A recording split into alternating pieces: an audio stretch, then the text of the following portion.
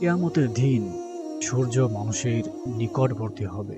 মানুষের শরীর হতে নির্গত ঘাম তাদের নাক মুখ পর্যন্ত পৌঁছে যাবে। সেদিন দাঁড়িপাল্লা স্থাপন করা হবে এবং উহার মাধ্যমে বান্দাদের আমলসমূহ ওজন করা হবে। আল্লাহ তাআলা কোরআনে বলেন, তারপর যখনই সিংহায় ফুঁক দেওয়া হবে তখন তাদের মধ্যে আর কোনো আত্মীয়তা বা সম্পর্ক থাকবে না এবং তারা পরস্পরকে জিজ্ঞাসাও করবে না। সে সময়ে যাদের পাল্লা ভারী হবে শুধুমাত্র তারাই সফল কাম হবে, আর যাদের পাল্লা হালকা হবে তারাই হবে এমন সব লোক যারা নিজেদেরকে ক্ষতিগ্রস্ত করেছে এবং তারা জাহান্নামে থাকবে চিরকাল।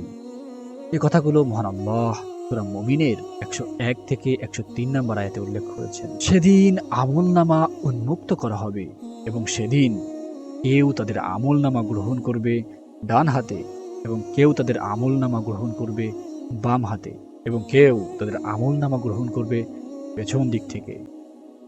মহান আল্লাহ তাআলা বলেন, প্রত্যেক মানুষের ভালো মন্দ কাজের আমলনামা আমি তার গলায় ঝুলিয়ে দেব এবং সেদিন আমি এমন একটা কিতাব বের করব যাতে সব লিপিবদ্ধ থাকবে। বলা হবে, পড়ো নিজের আমলনামা নিজেই, আজ তুমি তোমার নিজের হিসাব নেওয়ার জন্য তুমি নিজেই যথেষ্ট।